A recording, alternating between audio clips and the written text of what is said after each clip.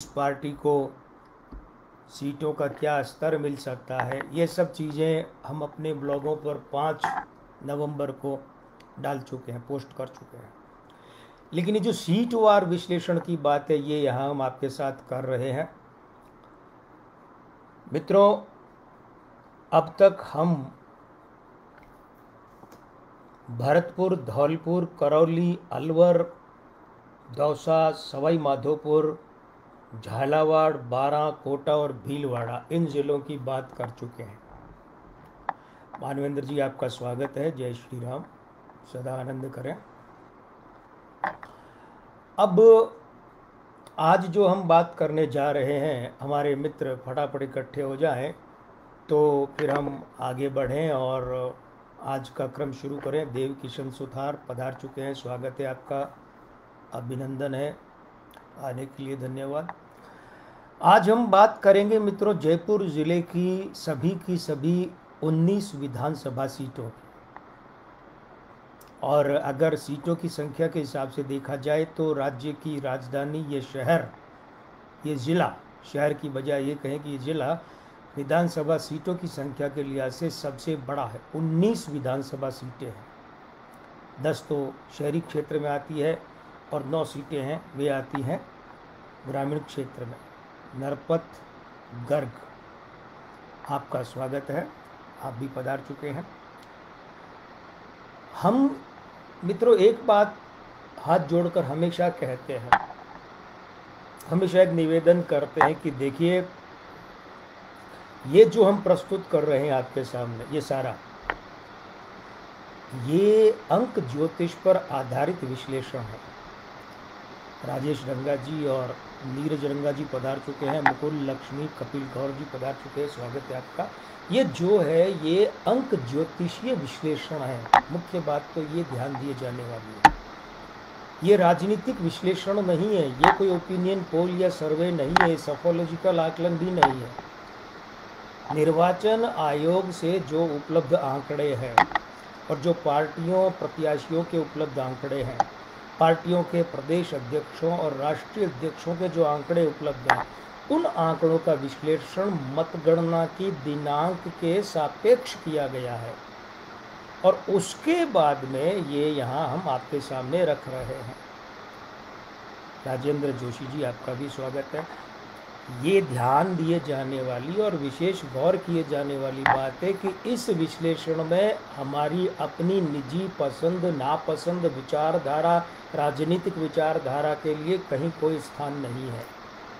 हम किस पार्टी से संबद्ध है, किस विचारधारा को पसंद करते हैं, किस प्रत्याशी को पसंद करते हैं, उन बातों का यहाँ कोई महत्व नहीं रखता है। ये विशुद्ध, निर्मम, निष्पक्ष और निरपेक्ष भाव से किया गया अंक ज्योतिषीय आकलन है। पहले तो हम इस बात को आपके हुजूर में एक बार फिर से रख देते हैं। और दूसरी बात देखिए कि क्या होता है, आज से 15 साल पहले जो चुनाव हुए थे 2008 के, उन चुनावों में भी एक राष्ट्रीय पार्टी के प्रदेशाध्यक्ष सीपी जोशी थे। ये हमारे सामने जो आकलन है 2008 का, उसमें सीपी जोशी शब्द आता है। और कमाल की बात है कि उनका भी, सीपी जोशी का पूरा नाम चंद्र प्रकाश जोशी ही था, लेकिन भिन्नता ये रही कि वे सीपी जोशी उस समय कांग्रेस के प्रदेश अध्यक्ष थे और अब जो सीपी जोशी प्रदेश अध्यक्ष हैं ये भाजपा के हैं। हमारे साथ नवनीत श्रीमाली जी पधार चुके हैं, स्वागत है। तो अब हमने जो निर्धारित किया है, सबसे पहले तो ये बता दें कि लोगों के बीच में कुछ ज्योतिषियों के विश्लेषण चल रहे हैं, एस्ट्रोलॉजर हैं वो, अंक ज्योतिषी तो नहीं है कोई, उनके विश्लेषण चल रहे हैं कि नवंबर 25 को जो मतदान होगा राजस्थान में, तो मतदान की उस तिथि के अनुरूप वे अपनी गणना रख रहे हैं कि ये पार्टी जीतेगी या ये नहीं जीतेगी, या ये मुख्यमंत्री बनेगा या ये नहीं बनेगा। तो देखिए, हम इस बात से सहमत नहीं हैं। पहली बात तो ये कि मतदान तो कई चरणों में होता है। अब जैसे मिजोरम में 7 और 17 2 तारीखों में हो रहा है, जब लोकसभा चुनाव होता है 5-5, 6-6 तारीखों में होता है, तो वो लागू नहीं होता है। इन गणनाओं में मतदान की अपेक्षा मतगणना की दिनांक लागू होती है। अब हमने जो विधि की है फटाफट उसकी बात कर ले और उसके बाद में आगे बढ़ेंगे। हितेश शर्मा जी का स्वागत है।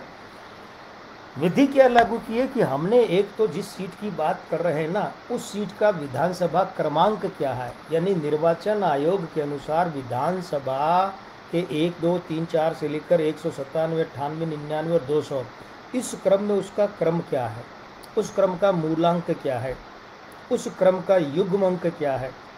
यानी अगर 10 से लेकर 99 तक में है तो उसके बाद में उसका बृहद अंक क्या है, यानी 100 से लेकर 200 तक बृहद अंक क्या बनता है, बृहद अंक के सारे अंक क्या है। अब जैसे उदाहरण की बात करें कि अभी हम कोटपुतली की बात करेंगे तो ये तो 40वां ही हुआ विधानसभा क्रमांक, तो इसमें तो युग्म अंक हुए 40। लेकिन मान लीजिए हम अगर बात करें मनोर थाना की बजाय हम बात कर लेते हैं, कहाँ गया, खानपुर की बात करते हैं, तो खानपुर का विधानसभा क्रमांक है 199। तो इसका पूरा योग करेंगे तो 1 बनेगा, तो ये सूर्य एक, तो इसकी गणना करते हैं दोनों पार्टियां या और जो तीसरी छोटी पार्टियां उनको लेकर भी। और दूसरा, अब खानपुर का 199 तो 199 सूर्य मंगल मंगल, इन तीनों का भी करते हैं।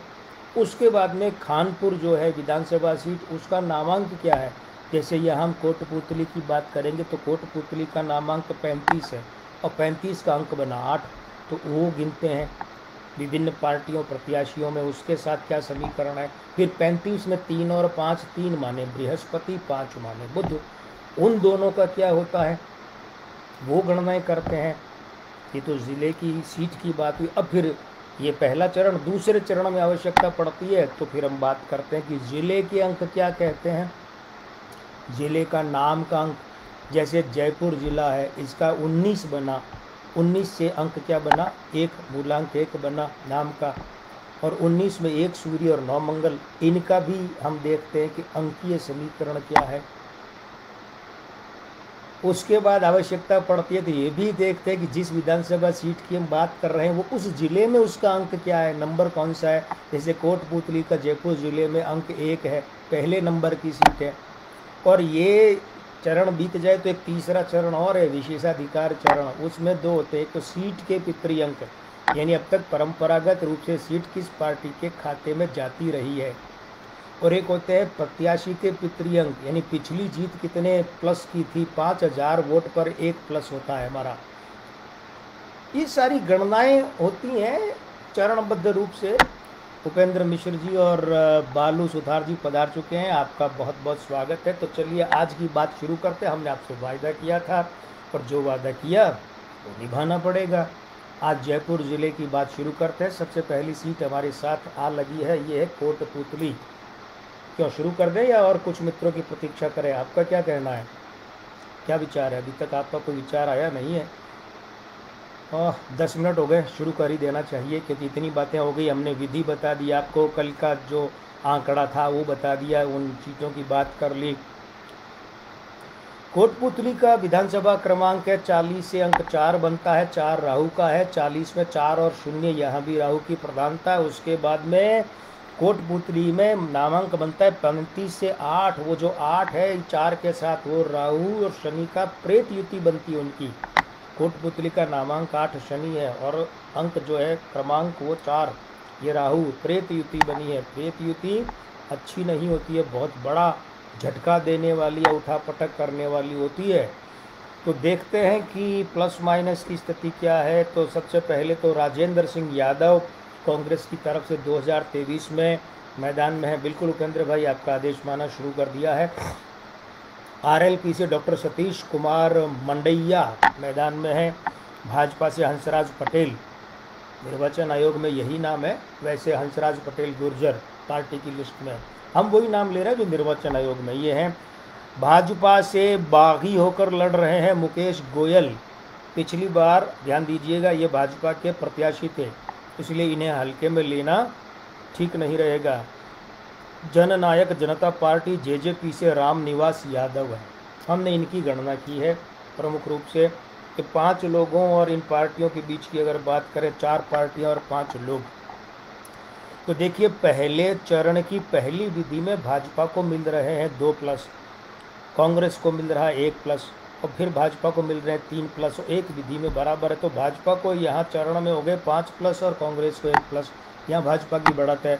उसके बाद में दूसरे चरण में जाए तो वहाँ भाजपा को 2+ मिल रहे हैं, कांग्रेस बराबरी पर छूट रही है, तो यहाँ भी भाजपा को बढ़त है। दूसरे चरण में तो तब जाना पड़ता जब पहले चरण में मामला लगभग बराबरी का आ जाए। तो पहले चरण में भारतीय जनता पार्टी 4+ से आगे है, 4+ से आगे है। इसीलिए अब ये जो चीज़ आ रही है इसका मतलब ये कि भारतीय जनता पार्टी अपनी ये जो सीट बनाने जा रही है, सीट अपने खाते में लेने जा रही है। लोकेंद्र सिंह शेखावत, आपका कहना है कि कांग्रेस की सरकार बनेगी। बाबा भागलपुर बिहार, आपकी बात का पूरा सम्मान है, आपको अधिकार है, आप रखिए। निश्चित रूप से हम यहाँ रखते हैं आपकी हर राय को, हर बात को, और सबको अपने अपने आकलन के हिसाब से अपनी अपनी बात कहने का हक है। स्वागत है आपका, बने रहिए हमारे साथ में। कोटपुतली के बाद में विराटनगर चले जाते हैं। थोड़ा बहुत इधर उधर करके ये सीट किसी वक्त में बैराठ नाम से हुआ करती थी 2008 से पहले। तो विराटनगर जो है इसका विधानसभा क्रमांक 41 से अंक बना है 5, मगर ध्यान देना ये 5 अस्थिरता का सूचक है। बना किससे? 41 से, 4 और 1 राहु और सूर्य, यानी प्रति ग्रहण योग, प्रति पितृदोष की युति है। अब ऐसे में देखा जाए तो विराटनगर के अंक वही 8 बन रहे हैं जो कोटपुतली के बन रहे थे, लेकिन अंतर क्या पड़ गया? अंतर ये पड़ गया कि विराटनगर जो है उसके 26 से 8 बन रहे, कोटपुतली के 35 से 8 बन रहे थे। तो अब देखें यहाँ पर प्रत्याशियों की स्थिति। इंद्राज सिंह गुर्जर ने पिछली बार सीट निकाली थी कांग्रेस के लिए 19,367 मतों से, फिर मैदान में है कांग्रेस के बैनर तले। भाजपा ने कुलदीप को उतारा है, निर्वाचन आयोग में नाम कुलदीप है, वैसे पूरा नाम कुलदीप धनखड़ है। बीएसपी से जय सिंह है और आज़ाद समाज पार्टी से रामचंद्र सराधना। रामचंद्र सराधना को हल्के में लेना ठीक नहीं रहेगा, इसलिए हमने आकलन में शामिल किया है, क्योंकि ये पूर्व विधायक है। ऐसी अवस्था में देखिए भारतीय जनता पार्टी कांग्रेस के अंकों की बात करें तो क्या बैठता है मामला। भाजपा को मिल रहे हैं 2+ और 2+, 4+, और कांग्रेस को मिल रहे हैं 1+ और 3+, 4+, तो ये चरण तो गया बराबर। पितृ अंकों की अगर बात करें तो कांग्रेस के पक्ष में जाते हैं 19,367 के हिसाब से 5+, क्योंकि 5,000 पर 1+ है तो 4+ जाते हैं। ये 4+ निर्णायक भूमिका में है। इसका मतलब ये हुआ कि प्रत्याशी के अंक भी यही हैं, निर्णायक, और पार्टी के भी। तो तात्पर्य क्या हुआ कि पिछली बार पार्टी थी कांग्रेस और विजेता थे इंद्राज, तो इस बार फिर से हमारे हिसाब से पार्टी रहेगी कांग्रेस और विजेता रह सकते हैं इंद्राज।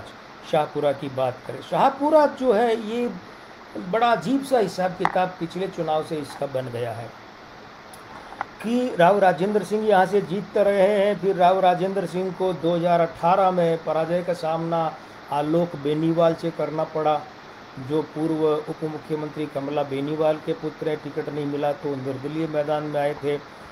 अब बात करें शाहपुरा की तो 42 विधानसभा क्रमांक से इनका 6 बना विधानसभा सीट का अंक। अब 42 में 4 राहु और 2 चंद्रमा है, ये परिवार में बगावत करवाता है। 2 यानी परिवार का अंक है, महिला का अंक है, पारिवारिक सदस्य का है। 4 राहु उसको ग्रहण कर देता है और उसका अंक बनता है 6, तो शुक्र यानी सुख बाधित हो जाता है। तो वही देखने में आ रहा है। कांग्रेस परिवार के आलोक बेनीवाल बागी थे, पिछली बार कांग्रेस को पराजित कर सीट निकाली थी, और इस बार क्या कर दिया, इस बार कांग्रेस, पिछली बार मनीष यादव दूसरे स्थान पर रहे थे, और इस बार कांग्रेस ने किया क्या कि मनीष यादव को फिर टिकट दिया, तो आलोक बेनीवाल फिर अपने विचार परिवार कांग्रेस से बगावत करके मैदान में आए हुए हैं। आरएलपी से हरिप्रसाद बालीवाल हैं, बीएसपी से तुलसीदास चिंतामणि हैं, भाजपा से उपेंद्र यादव हैं, और आम आदमी पार्टी से रामेश्वर प्रसाद हैं। ये लोग मैदान में हैं। इन 6 की गणनाएं करने के बाद जो निष्कर्ष है वो क्या रहा है कि पहले चरण को देख लेते हैं, पहले ज़रूरत पड़ी तो अगले चरणों में जाएंगे। पहले चरण में कांग्रेस को मिल रहे हैं 2+, और उसके बाद भाजपा को मिल रहे हैं 2+, 2+, 2+, यानी 6+। 6+ और 2+ का मतलब यहाँ भाजपा को अच्छी खासी बढ़त मिल रही है। भले 8-10 हज़ार से 7-8 हज़ार से सीट जीते भाजपा, चाहे इतने वोटों से जीते, लेकिन ये सीट निकाल सकती है। माने ये है कि इस बार आलोक की जो बगावत है, आलोक बेनीवाल की, वो कांग्रेस पर और खुद उन पर भी भारी पड़ सकती है और ये सीट जा सकती है भाजपा के खाते में। चौमू में चलते हैं और बात करते हैं कि इस बार क्या चौमू में खास बात है। क्या खास बात है? चौमू के विधानसभा क्रमांक का मूल अंक वही है जो उसके नाम का अंक है, यानी 7। 43 विधानसभा क्रमांक है तो 4 और 3 7। अब यहाँ देखिए, यहाँ प्रति गुरु चांडाल युति बन रही है। 43 यानी 4 और 3, 4 3, राहु बृहस्पति, प्रति गुरु चांडाल युति ये बन रही है। अब ये बन रही है और बाद में बन क्या रहा है? 7 यानी कि केतु। और नामांक की बात करें तो 25 से 7 बन रहा है। 25 यानी 2 चंद्रमा और 5 यानी बुध। तो चंद्रमा और बुध से केतु बन रहा है। केतु का प्राधान्य यहाँ, तो प्रायः यहाँ चेहरा दोबारा नहीं आता। एक समय ऐसा था जब भगवान साई सैनी और रामलाल शर्मा कांग्रेस और भाजपा से आमने सामने होकर जीतते थे, लेकिन पिछली बार, अच्छा उससे पहले कहा जाता था कि जो चौमू से जीतता उसी पार्टी की सरकार आती, लेकिन पिछली बार ऐसा नहीं हुआ। रामलाल शर्मा भाजपा से जीते, सरकार कांग्रेस की आई। अब इस बार देखते हैं कि तस्वीर क्या रह सकती है। तो कांग्रेस से डॉक्टर शिखा मील बराला, नया चेहरा, डॉक्टरी किए हैं, डॉक्टरी की प्रैक्टिस है, तो संजीदा चेहरा मैदान में है। राजेंद्र अग्रवाल साहब, जय श्री राम, स्वागत है आपका। आम आदमी पार्टी से हेमंत कुमार कुमावत है। भाजपा से रामलाल शर्मा फिर से मैदान में, उनके प्रवक्ता भी है पार्टी के। आरएलपी से छुट्टन लाल यादव और बीएसपी से कैलाश राज सैनी। 6 लोगों की 5 लोगों की बात है, इनके बीच में चर्चा करें तो देखिए यहाँ पर कांग्रेस, पहले चरण की बात करें तो कांग्रेस को लगातार 3 बार प्लस मिल रहे हैं। एक बार 1 प्लस, एक बार 3 प्लस और एक बार फिर 1 प्लस, यानी कुल मिलाकर 5 प्लस कांग्रेस के। भाजपा एक ही स्ट्रोक में 4 प्लस ले गई है, लेकिन बस यहीं पर गया मामला। तो पहले चरण में ही निर्णय हो गया कि इस बार चौमू विधानसभा सीट ये रामलाल शर्मा की बजाय कांग्रेस का नया चेहरा डॉक्टर शिखा मील बराला निकाल सकती है और अपने विजय के साथ अपना राजनीतिक करियर शुरू कर सकती है। फुलेरा चलते हैं। फुलेरा प्रेत युति वाली विधानसभा सीट है, घोर प्रेत युति वाली। विधानसभा क्रमांक 44, उससे अंक बना 8, 1 यानी शनि और 2 राहु, तो दोहरी प्रेत युति बनी यहाँ पर। राहत की बात क्या है? राहत की बात यह है कि उसका जो नामांक है वो 30 से 3 बना है। वो दोनों जगह बृहस्पति है, मूल रूप में बृहस्पति। तो बृहस्पति क्या करता है, यहाँ राहु के साथ गुरु चांडाल युति बना के उसे नियंत्रण में रखता है, शनि को नियंत्रित रखता है, प्रेत युति को नियंत्रित रखता है। तो यहाँ देखें क्या रह सकता है। भाई देखिए, भाजपा ने तो लगातार 4थी बार अपना दांव लगाया है निर्मल कुमावत पर, और विद्याधर सिंह जो हैं वे दूसरी बार कांग्रेस से मैदान में। निर्मल कुमावत ने विद्याधर सिंह के पिता वरिष्ठ कांग्रेसी नेता डॉक्टर हरि सिंह को भी हराया हुआ है और विद्याधर सिंह को भी हरवाया हुआ है। ये अंग्रेजी में इनका नाम जो लिखा जाता है उसका उच्चारण होता है विद्याधर। बीएसपी से इकरामुद्दीन है और एएसपी से राकेश जोया है। देखते हैं बी प्लस या आई प्लस, यानी कांग्रेस प्लस या भाजपा प्लस।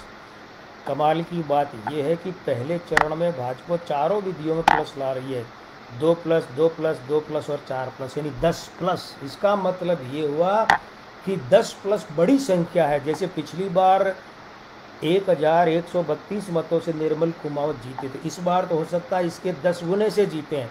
यानी इस बार जो ये बढ़त है निर्मल कुमावत की, वो 11-12 हज़ार या उससे ज़्यादा भी रह सकती है। इतनी बड़ी जीत भी मिल सकती है। दूदू की बात करते हैं। आइए, हमारे साथ विधानसभा सीट आ गई है, वो है दूदू। दूदू एक अनुसूचित जाति के लिए आरक्षित सीट है और इसका सबसे अच्छा बिंदु क्या है, वो है कि सीट के विधानसभा क्रमांक का मूल अंक 9 बनता है, लेकिन गड़बड़ कहाँ होती है कि वो 9 बना है 45 से। वो 45 में 4 और 5, 4 और 9 ये मिलकर अंगारक युति बनाते हैं और 5 9 का घोर विरोधी और 9 5 का विरोधी है। बीच का रास्ता कहाँ निकलता है कि दूदू का नामांक बनता है 20 से 2, तो 2 चंद्रमा और 20 में भी चंद्रमा, ये 2 तरह का दोहरा चंद्रमा उधर जाकर बीच का रास्ता निकालता है। देखते हैं इस बार क्या तस्वीर यहाँ रह सकती है। वैसे तो देखिए 2098, 3 और 8 में बाबूलाल नागर जीते थे, फिर 13 में प्रेमचंद बैरवा जीते, अब बागी होकर 18 में फिर चौथी बार जीत गए नागर। इस बार बाबूलाल नागर निर्दलीय नहीं बल्कि कांग्रेस के टिकट पर मैदान में हैं। आरएलपी से हनुमान प्रसाद बैरवा है, बीएसपी से टीकम चंद बैरवा है और भाजपा से डॉक्टर प्रेमचंद बैरवा। ये बिसात बिछी है।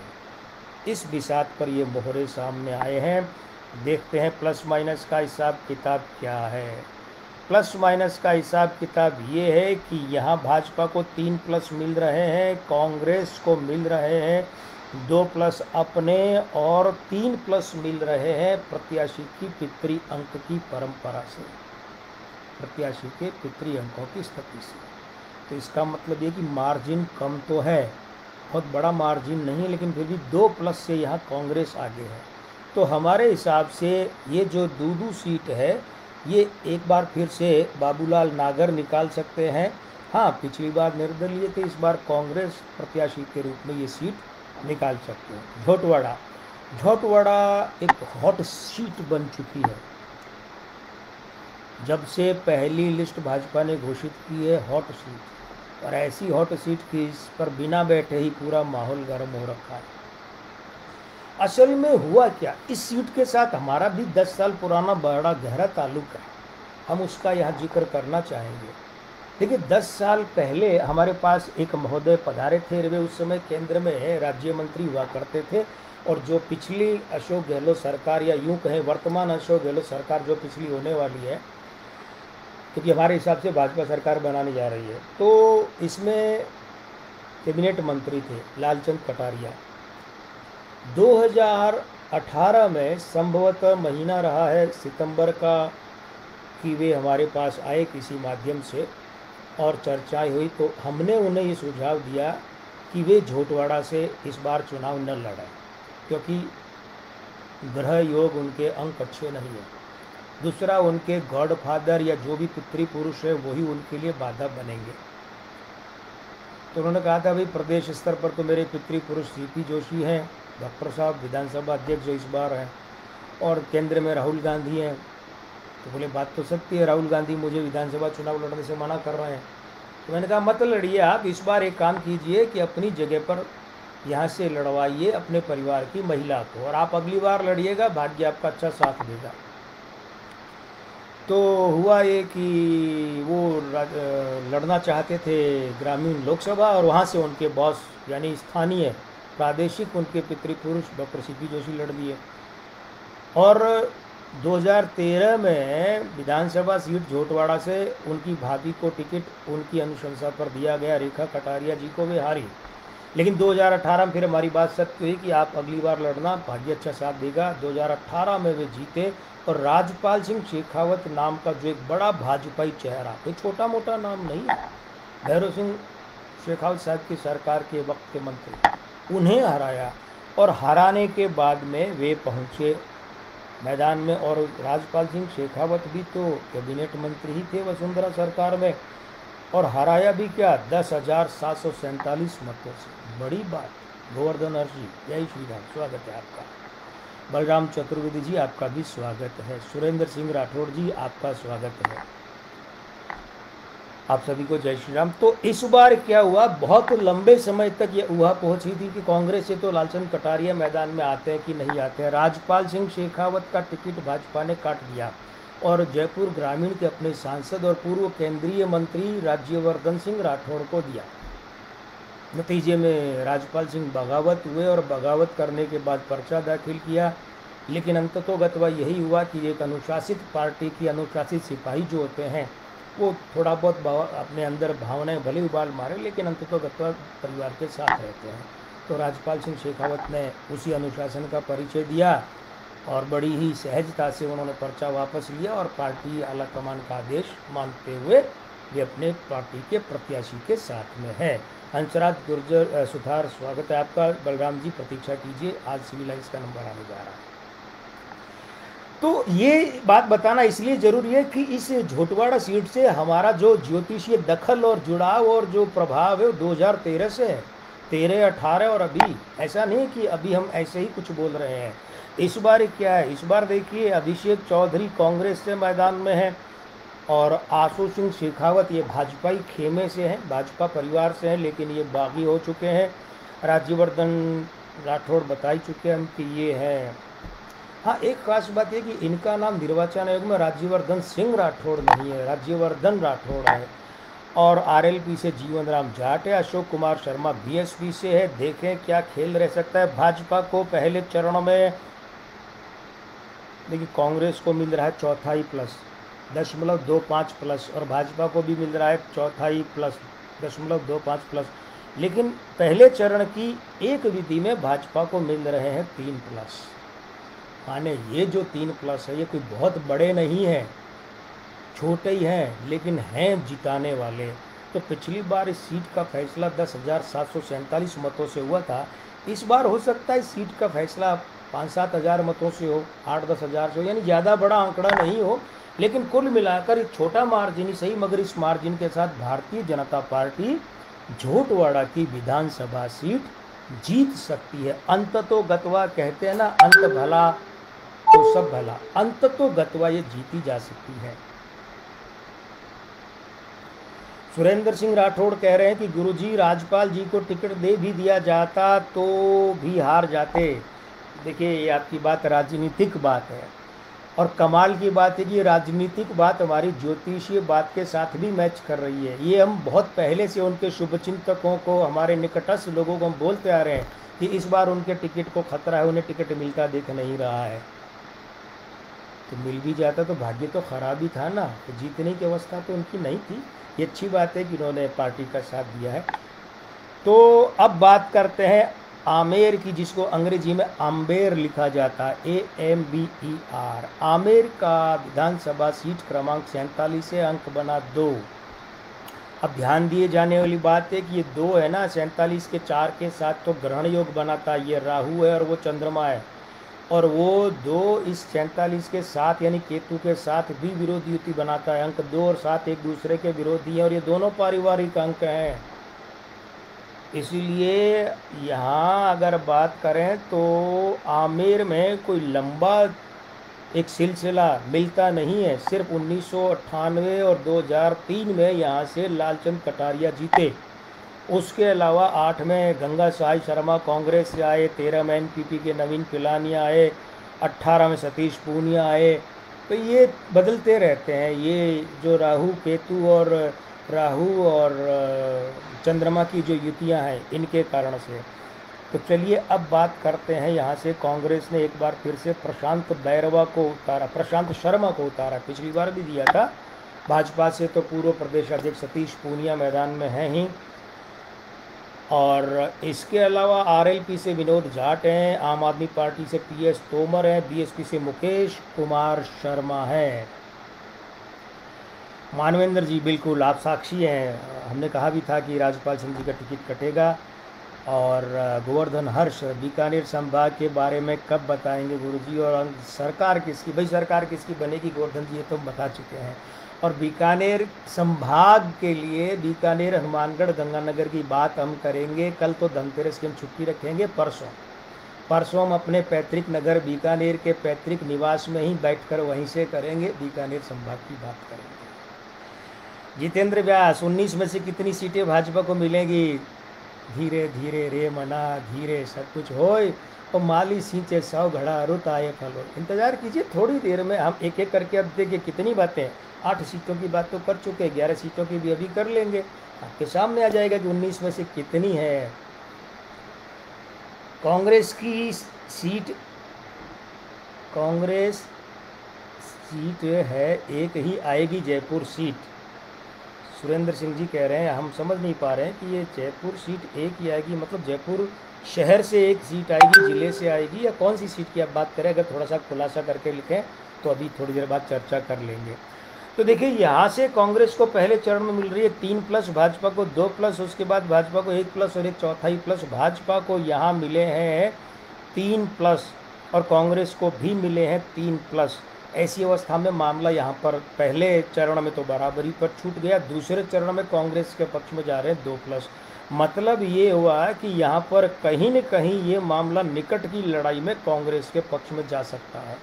वैसे एक बात और बताएं कि सतीश पूनिया जी के बारे में, उनके निकटस्थ और हमारे जो कुछ और अति प्रिय मित्र हैं, उनसे हम आज नहीं तकरीबन 3.5 वर्ष पहले जब वे बने थे प्रदेशाध्यक्ष, तब से कहते आ रहे कि उनके लिए अगला विधानसभा चुनाव नहीं लड़ना ठीक रहेगा। ये हम कहते आ रहे हैं। बलराम जी नहीं, सांगानेर अभी आएगी और डॉक्टर डी राज जोशी जी बीकानेर पश्चिम, इंतज़ार कीजिए, परसों बीकानेर की बात करेंगे, इस समय ये बात भी आएगी। चलिए, जमवा रामगढ़ उधर घूम कर आते हैं। उधर विधानसभा क्रमांक 48 से अंक बना 3। अब देखिए, थोड़ी देर पहले हमने अंक ज्योतिष में प्रेत युति की बात की है। 48 में 4 और 8 राहु और शनि, ये प्रेत युति बनती है। लेकिन अच्छी बात क्या हुई, हमने उस समय ये भी कहा था कि बृहस्पति प्रेत युति को नियंत्रित कर लेता है, साध लेता है। अब देखिए 48 से अंक क्या बना 3, इसका मतलब ये बृहस्पति इस प्रेत युति को साध लेगा। जमवा रामगढ़ जो है उसके नामांक बने हैं 31 यानी 3 और 1, और उसका अंक बना है 4 माने राहु। तो कुल मिलाकर ये तो तय है कि नामांक में राहु बैठा है, विधानसभा क्रमांक में बृहस्पति। तो ये जो जमवा रामगढ़ है, ये गुरु चांडाल युति की सीट है, गुरु चांडाल युति की। तो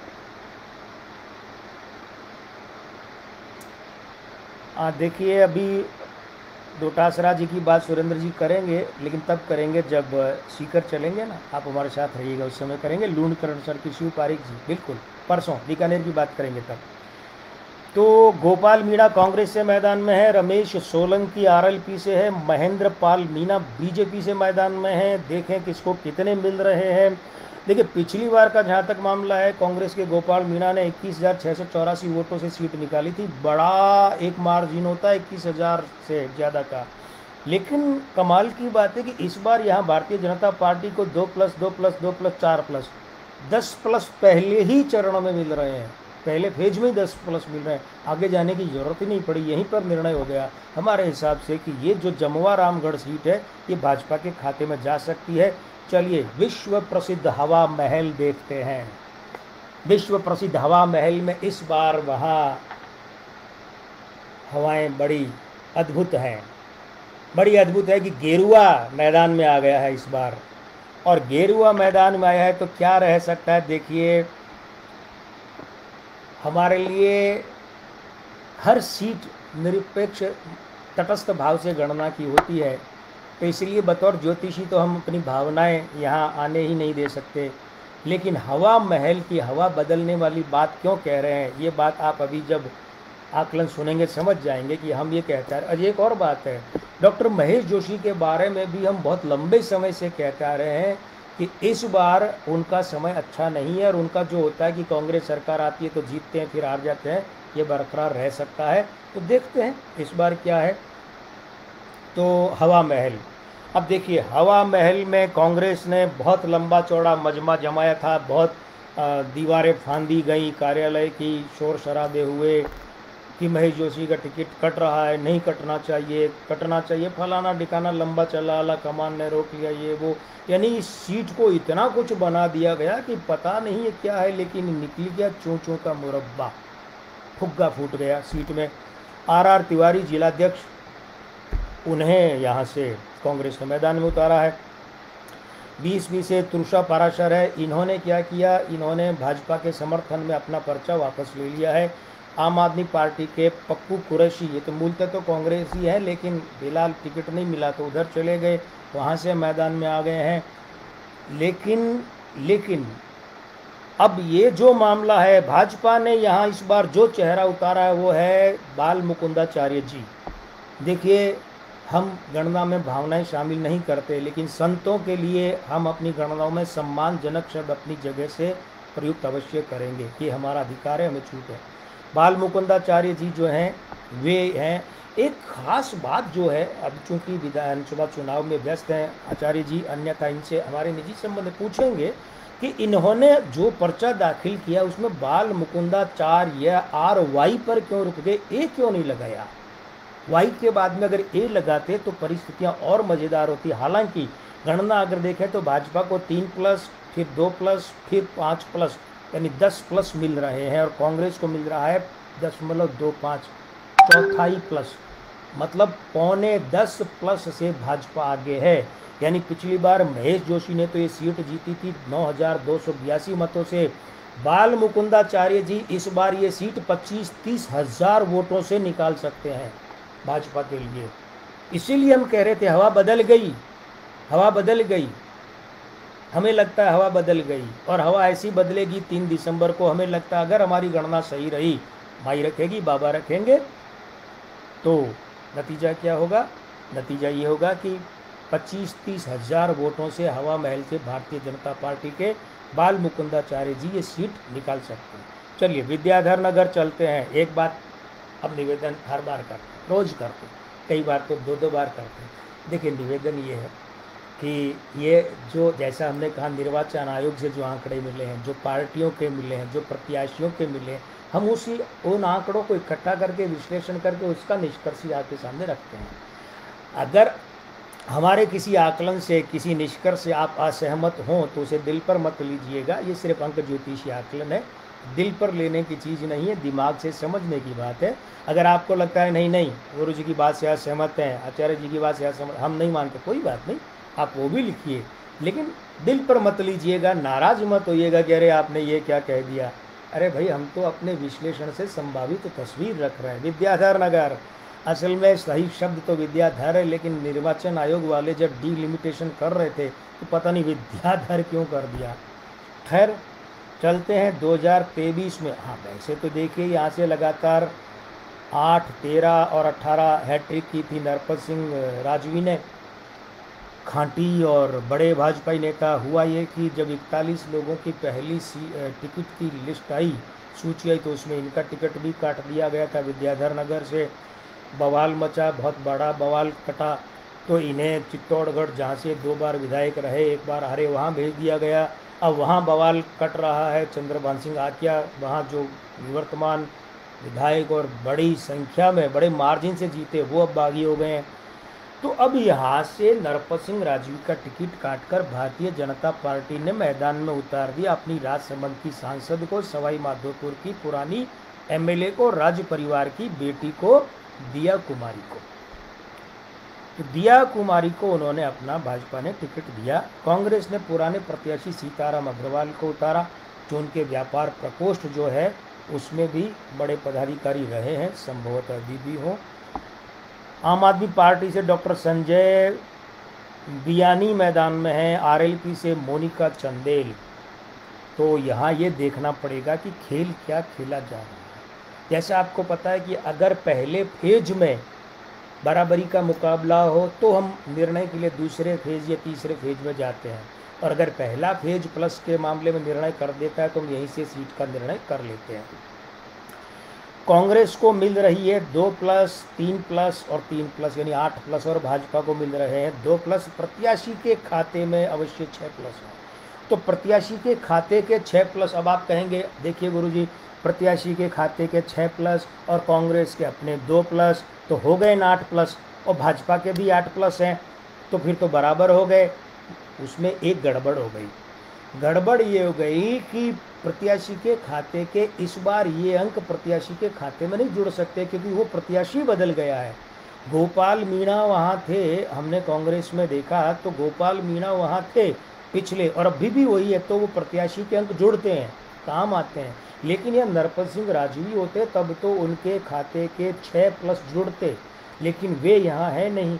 अब नया प्रत्याशी है तो उसके खाते में वे 6+ जुड़ नहीं सकते। नतीजे में ये बात है कि यहाँ से कांग्रेस सीट निकाल सकती है। हो सकता है हमें किसी बात से सांसारिक अचंभा हो, राजनीतिक अचंभा हो, अरे भाई ये कैसे हो सकता है, लेकिन हमने निवेदन किया ना, हम तो जो आंकड़े आ रहे हैं गणना के सामने, इन आंकड़ों को लेकर बात कर रहे हैं कि ये सीट कांग्रेस निकाल सकती है, विद्याधर नगर। चलिए सिविल लाइंस, बलराम जी कहाँ हैं भाई आप? बलराम जी, बलराम चतुर्वेदी जी आ जाइए भाई, कहीं चले तो नहीं गए हैं आप? आइए, आपकी सिविल लाइन सीट आ गई है। मित्रों, सिविल लाइन सीट के साथ भी हमारा जुड़ाव बड़ा गहरा है। कैसे? देखिए 2008 में सीट बनी, और आप में से कई मित्रों को पता है कि 2008 में जब ये सीट बनी तो देखिए उस वक्त सिविल लाइन से प्रत्याशियों के निर्णय भी नहीं हुए थे। भाजपा ने अशोक लाहौटी को अपना टिकट दिया था, वो भर गए थे, और कांग्रेस ने निर्णय नहीं किया था। और तब 2 अक्टूबर 2008 से हमारा ईटीवी राजस्थान पर ऐसे ही ज्योतिषीय आकलन आरंभ हुआ था, सीट वाइज। उसमें हमने कहा था कि कांग्रेस ने अभी अपना प्रत्याशी घोषित नहीं किया है सिविल लाइन से, लेकिन यहाँ से वो आएगा प्रत्याशी कि जो खांटी राजनेता होगा, जो रफ राजनीति करता है, पुराना चुनावी चेहरा है लेकिन कभी जीता नहीं, और वो ये सीट निकालेगा। और ये बात 2008 में हमने हमारे कॉमन मित्र जो हैं उनके घर बैठकर ठीक सामने के सोफे पर बैठे अशोक लाहौटी जी को ये कहा था कि आप नहीं जीत रहे हैं, वे जीत रहे हैं। कौन ये हमें नहीं पता, लेकिन लक्षण ये है। थोड़े समय बाद, थोड़े दिनों बाद वहाँ से प्रताप सिंह खाचरियावास को कांग्रेस ने टिकट दिया और खाचरियावास ने 2008 में सीट निकाली थी। हम 2013 में फिर सही रहे जब ये कहा था कि ये सीट भाजपा के खाते में आएगी। हमारे पुराने वीडियो देखिए, ईटीवी राजस्थान पर कहा था हमने, वो वीडियो हमारी यूट्यूब पर सुरक्षित है, जाकर देखिए। उसके बाद जब मसला आया 2018 का, तब हमने कहा था ये सीट एक बार फिर से कांग्रेस और प्रताप सिंह खाचरियावास जीतेंगे। यानी कि अब तक तीनों बार सही रहे, 8, 13 और 18, और एक वो एक। तो क्या इस बार ये एकांतर क्रम बनेगा, ये क्रम टूटेगा? चलिए बात करते हैं। तो कांग्रेस ने प्रताप सिंह खाचरियावास पर दांव लगाया है। आम आदमी पार्टी से अर्चित है, आरएलपी से नारायण सिंह है, भाजपा के गोपाल शर्मा है, बीएसपी से अरुण चतुर्वेदी है। चौंकिए मत, ये अरुण चतुर्वेदी जो है बीएसपी से, वैसे ये नामांकन वापस ले चुके हैं आज, तो यहाँ से हम इनका नाम हटा देंगे। पर ये भाजपा नेता अरुण चतुर्वेदी नहीं है, उनका टिकट तो काट दिया गया। अब देखिए, जैसे सुरेंद्र सिंह राठौड़ कह रहे हैं कि भाई प्रताप जी हार रहे हैं, गोपाल जी जीत रहे हैं। ये आपका विचार है, बिल्कुल आपका विचार सुरक्षित है, आपका अधिकार है, ये इसका हम स्वागत करते हैं। लेकिन हमारी गणना क्या कह रही है सभी मित्रों और सुरेंद्र जी? हमारी गणना ये कह रही है कि भाजपा को 2 विधियों में मिल रहे हैं 2+2+, 4+, और कांग्रेस को मिल रहे हैं 2+, 3+, 5+। अब यहाँ प्रत्याशी के खाते के 4+ जुड़ेंगे, प्रत्याशी की पितरी परंपरा के, क्योंकि कांग्रेस से प्रत्याशी इस चुनाव में वही है जो पिछला है। इस कारण से उस प्रत्याशी के 4+ यहाँ कैरी फॉरवर्ड होंगे। तो हमारी गणना के हिसाब से इस बार सिविल लाइंस में जो क्रम है ना, एकांतर, एक भाजपा एक कांग्रेस, वो टूटने जा रहा है, और प्रताप सिंह खाचरियावास यहाँ से ये सीट निकाल सकते हैं। किशन पोल आ जाते हैं। किशन पोल का विधानसभा क्रमांक 52 से अंक बना 7 बना केतु, 52 का 5 बुध और 2 चंद्रमा। 25 में भी यही बनता है, लेकिन 25 में आगे चंद्रमा आ जाता है, पीछे 5 यानी बुध आता है। इसमें 52 है तो पहले बुध और उसके बाद चंद्रमा। किशन पोल के साथ एक खास बात क्या है? खास बात है कि किशन पोल का नामांक 40 से अंक बनता है 4, और दोनों जगह राहु बैठा है। तो हमारे हिसाब से राहु प्रधानता की ये अवस्था जब 2028 के चुनाव होंगे, 2028 के, उस समय वर्ष का मालिक बृहस्पति होगा, और किशन पोल के ये जो 2 राहु है उस बृहस्पति के साथ मिलकर दोहरी गुरु चांडाल युति बनाएंगे। हमें लगता है कि किशन पोल विधानसभा सीट के आंकड़े अगले विधानसभा चुनाव में बदल जाएंगे, और ये सीट मुस्लिम बहुल सीट हो जाएगी उस गुरु चांडाल युति के कारण, स्पष्ट रूप से बहुल हो जाएगी। चलिए बात करते हैं। मोहनलाल गुप्ता का टिकट तो काट दिया गया, यहाँ से भाजपा ने काट दिया। अमीन कागजी 13 में हारे, 18 में जीते, इस बार क्या रह सकता है? असल में क्या है, इनका नाम अमीन कागजी नहीं है। निर्वाचन आयोग में इनका नाम है अमीनुद्दीन कागजी, अमीनुद्दीन, डबल डी है, अमीनुद्दीन कागजी। आम आदमी पार्टी से कमल भार्गव, बीएसपी से हरि नारायण जाडिया और भाजपा से चंद्र मनोहर। बंटवाड़ा नाम है लेकिन निर्वाचन आयोग में नहीं है। निर्वाचन आयोग में चंद्र मनोहर इतना ही नाम है। तो भाई हमें तो जो आंकड़े मिले हम तो उनकी गणना कर रहे हैं, और इसके हिसाब से भाजपा को मिल रहे हैं 2+2+, 4+, और कांग्रेस को मिल रहे हैं 1+, 3+, 4+, यानी कि दोनों ही 4+, 4+ पर बराबर है। अब हम जाएंगे किसकी शरण में? पितरी अंकों की शरण में। तो कांग्रेस का पिछली बार विजेता यही था, व्यक्ति नहीं बदला, चेहरा नहीं बदला बीबी। तो पिछली बार के अमीन कागजी के जो अंक हैं वो यहाँ कैरी फॉरवर्ड करेंगे। पिछली बार अमीन कागजी 8,770 मतों से जीते। इस बार अगर कांग्रेस का चेहरा बदल जाता तो ये जो हैं 4.5+ ये नहीं जुड़ते, ये 4.5+ नहीं जुड़ते, लेकिन चेहरा नहीं बदला तो ये 4.5+ निर्णायक होते हैं। तो चाहे अंतर भले ही सीटों का मार्जिन का वोटों का कितना ही रहे, लेकिन ये किशनपोल जो सीट है ये एक बार फिर से अमीनुद्दीन कागजी की और कांग्रेस की झोली में जा सकती है। बलराम जी ठहरिए भाई, सांगानेर भी आएगा, चिंता मत कीजिए। पहले आदर्श नगर की आदर्श बातें तो कर लें। आदर्श नगर 53 से बना 8, ये बड़ा गड़बड़ का मामला है। 8 शनि, 5 और 3 बुध, बृहस्पति, शनि, अंक 5 बुध का विरोधी है, अंक 3 5 का मित्र, लेकिन 5 3 का घोर विरोधी है। नामांक 28 से बना 1, आदर्श नगर का 28, आदर्श का बना 16, नगर का बना 12, 16 और 12 28 से 1, 28 में 2 और 8, चंद्रमा और शनि, परिवार भंग की युति। तो देखिए क्या होता है। रफीक खान ने पिछली बार अशोक परनामी को हराकर ये सीट निकाली थी। उससे पहले 2 बार अशोक परनामी यहाँ से जीते थे। जीत का मार्जिन परनामी का दूसरी जीत में बड़ा था, लेकिन अब जो इस बार अशोक परनामी का टिकट काट दिया गया है भाजपा ने। 15 सालों से जो संघर्ष रहते टिकट के लिए, हमें अच्छी तरह याद है 2008 में भी रवि नैयर दौड़ में थे टिकट की। वो उस समय की जो कुछ बातें हैं वो हम यहाँ उजागर नहीं करना चाहेंगे, क्योंकि वो उस समय हम किसके लिए टिकट के सपोर्ट में थे या उपाय बताए या जो भी है, जो हमारा पक्ष था, वो सारी बातें निजता की है, यहाँ चर्चा नहीं करेंगे। लेकिन इतना अवश्य कह दें कि 2008 से इस सीट के साथ भी हमारा गहरा जुड़ाव और दखल दोनों है। बीएसपी से हसन राजा है, आम आदमी पार्टी से उमर दराज 4 बार के वार्ड मेंबर है, पार्षद है, कांग्रेसी हैं, लेकिन नहीं मिला टिकट तो नाराज होकर इधर से आ गए आम आदमी पार्टी से। निष्कर्ष क्या मिलता है, ये किसके खाते में जा सकती है पार्टी? तो देखिए, खाते की बात करें, खातेदारी में भाजपा को मिल रहे हैं 2+, 2+, 4+, कांग्रेस को मिल रहा है 1+। दूसरे तीसरे चरण में जाने की जरूरत ही नहीं पड़ी, पहले चरण में ही बात आ गई कि रवि नैयर यानी भाजपा की झोली में आदर्श नगर की सीट जा सकती है। पिछली बार रफीक खान की बढ़त थी 12,553 की। हो सकता है ये बढ़त उसके आसपास में थोड़ा बहुत कहीं कमोवेश रह जाए, लेकिन सीट भाजपा की झोली में जा सकती है। मालवीय नगर को लेकर इस बार बड़े कयास थे कि सीट भाजपा बदलेगी कि टिकट बदलेगी कि नहीं। 54 से अंक बना है 9, विधानसभा क्रमांक 54 है ना, तो अंक बना 9। मालवीय नगर का अपना क्या है? मालवीय नगर का अपना यह है कि 29 है, वो तो है मालवीय नगर का नामांक, और उसका अंक बना 2। ये 2 परिवार का, स्त्री का, महिला का अंक है। 9 उसका विरोधी है, तो ये मालवीय नगर सीट तो महिला विरोधी सीट है। अब हमें जहाँ तक याद पड़ता है एक बात यहाँ हम कह सकते हैं, अर्चना जी के ससुर आचार्य धर्मेंद्र महाराज जब जीवित थे और 2014 के लोकसभा चुनाव के परिणाम आने बाकी थे, 16 मई को परिणाम आए, 14 मई को हम उनके पास बैठे थे अपने भांजे श्री के साथ में।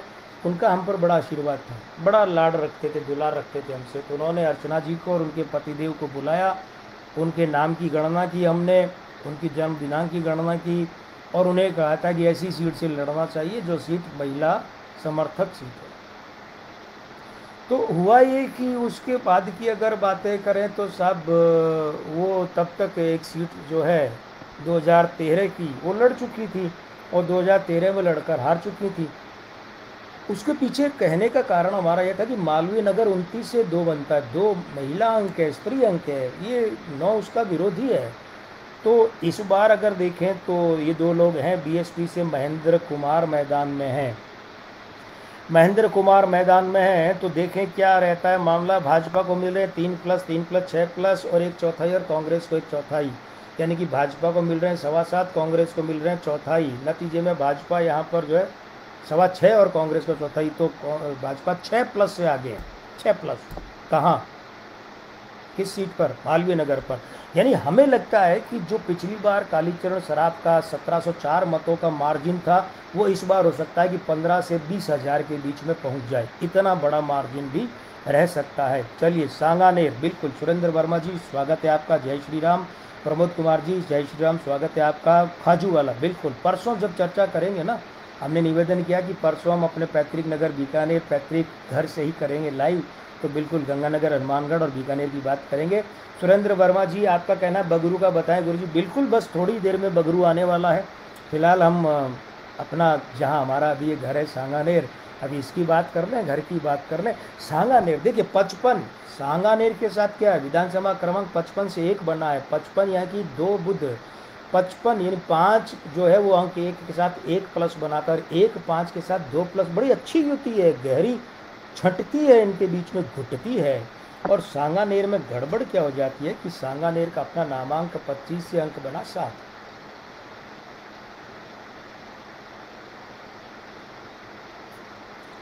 क्षमा कीजिएगा, बीच बीच में थोड़ा सा रिचार्ज होना भी जरूरी है।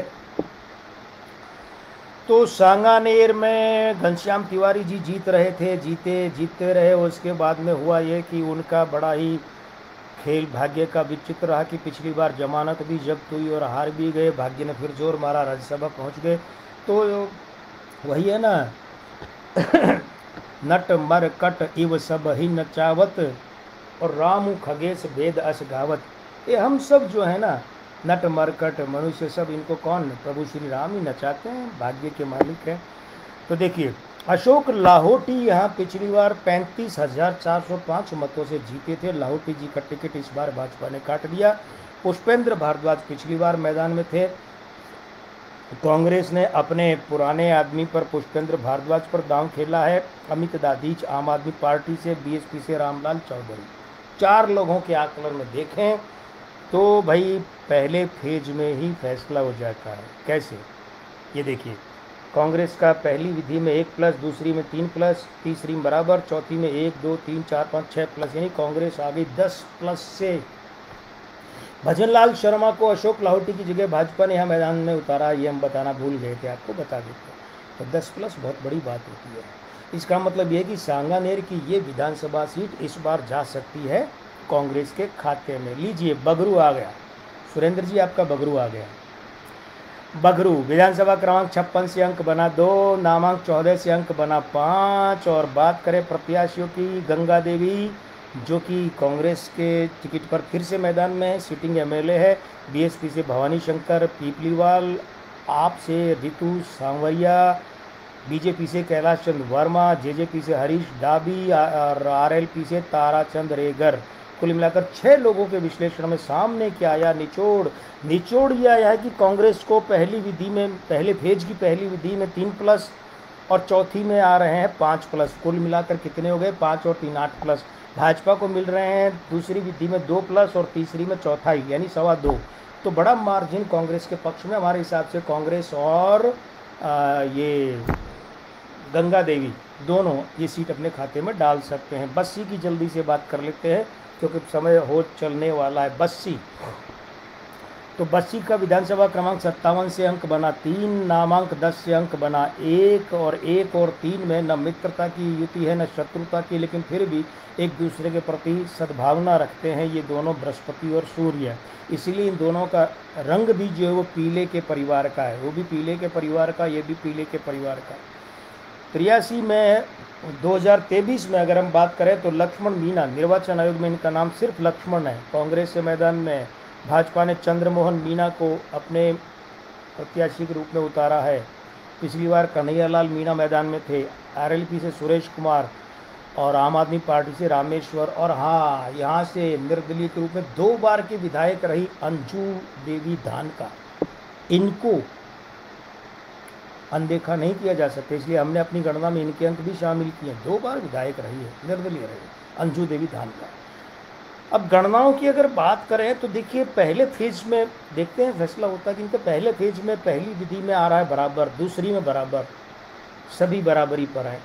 तीसरी में भाजपा को 2 प्लस बढ़त मिली है। चौथी में कांग्रेस को 4 प्लस।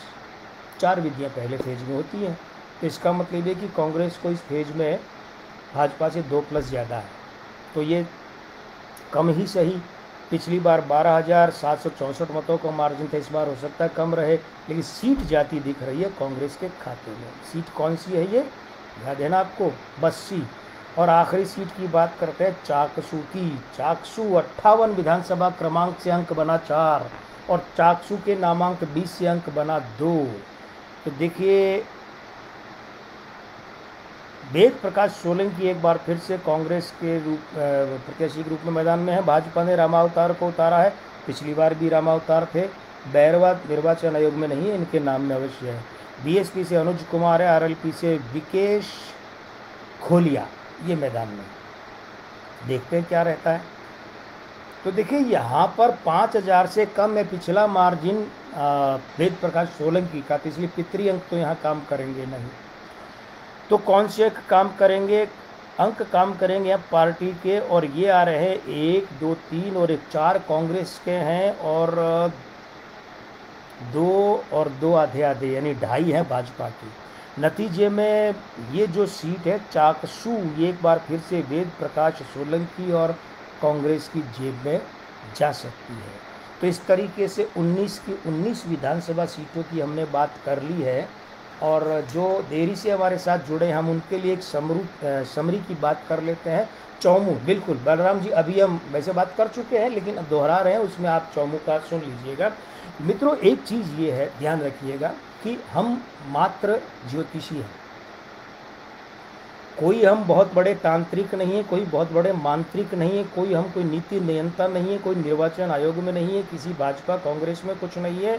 हम मात्र ज्योतिषी है, जिस रूप में यहाँ आते हैं आपके सामने, और निर्वाचन आयोग से जो आंकड़े मिले हैं, जो प्रत्याशियों के, पार्टियों के, उनकी गणनाएं करते हैं, उनके आधार पर विश्लेषण करते हैं, आपके सामने अपनी तरफ से एक निष्कर्ष रखते हैं, इस निवेदन के साथ कि हमारा निष्कर्ष ये है, आपकी जो मर्जी है, आपकी राजनीतिक विचारधारा है, आपकी जो गणनाएं हैं, जो किसी भी स्रोत की है, हमारे यहाँ से बिल्कुल आप विपरीत बात करते हैं तो भी स्वागत है, आपका अधिकार है।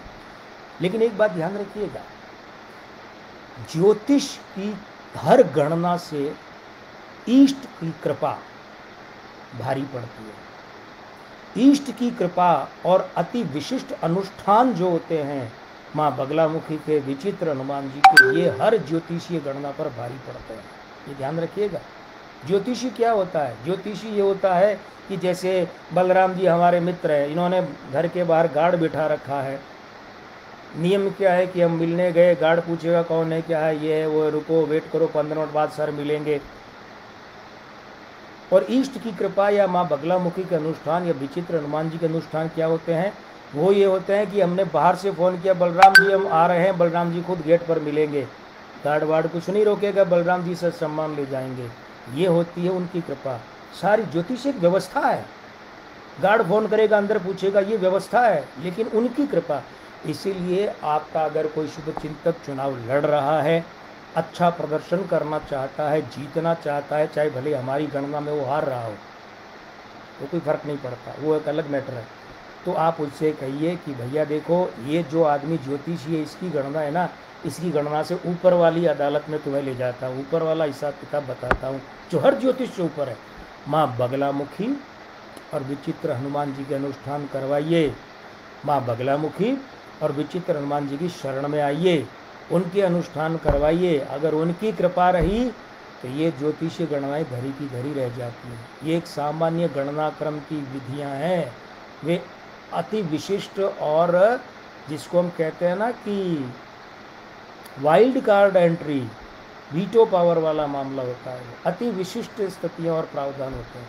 इसलिए हमारा ये कहना है कि हमारी किसी भी बात को दिल पर न लें। आपका शुभ चिंतक कोई चुनाव लड़ रहा है तो उसको ये रास्ता बताइए, दिखाइए, और आप भी ये परिणाम ध्यान में रखिए। जब विश्लेषण करेंगे ना, जब आएगा नतीजा, तो देखेंगे कि ज्योतिष कितना सही रहा, कितना गलत, फिर और सीखेंगे उससे। भाई विद्यार्थी हैं ज्योतिष के, चाहे 34 वर्ष हो गए काम करते हैं, लेकिन सीखेंगे ना कि कहाँ गलत रहे, क्यों गलत रहे, अगले चुनाव में सुधारेंगे। इसमें कोई जीवन मरण का प्रश्न थोड़ा ही है।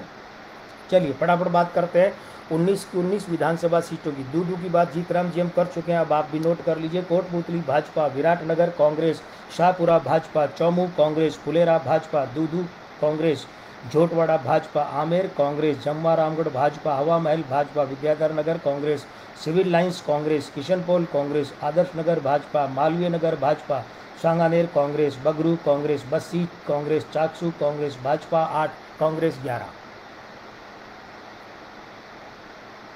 हमारी गणना तो यही कह रही है। हम अपनी गणना आपके सामने रख रहे हैं, आप अपनी राय यहाँ कमेंट बॉक्स में लिखिए, रखिए। हमारा उद्देश्य मात्र इतना है कि हम ये बताना चाहते हैं कि हमारे भारत में, हमारी सनातन संस्कृति में अंक ज्योतिष भी एक ऐसा विज्ञान, एक ऐसी विधा है कि जो इतनी सक्षम है कि भले चाहे प्रतिशत सफलता का 80 रहे, लेकिन इतनी भी गणना करके आपके सामने रख सकती है। हमारी भारतीय संस्कृति इतनी महत्वपूर्ण है कि जिसका एक छोटा सा अंग ये, और ये इतना बड़ा काम कर सकते हैं। हम तो ये पक्ष रखना चाहते हैं, आपके सामने रखना चाहते हैं, इसलिए। बाकी मित्रों, कल छुट्टी रहेगी, परसों मिलेंगे। परसों जैसा हमने कहा, हम अपने पैतृक शहर बीकानेर में पैतृक निवास पर होंगे, पैतृक आवास पर होंगे, वहीं से लाइव करेंगे। और परसों हम बात करेंगे सबसे पहले गंगानगर, फिर हनुमानगढ़, और उसके बाद बीकानेर ज़िले की, और उनकी जो सीटें हैं उनकी एक एक सीट का विश्लेषण करेंगे। रहिएगा हमारे साथ, निश्चित रूप से आप सब पधारे, इसके लिए आप सभी का धन्यवाद, और मित्रों को भी लाइएगा। आज के आनंद की जय। आज बस इतना ही। जय श्री राम।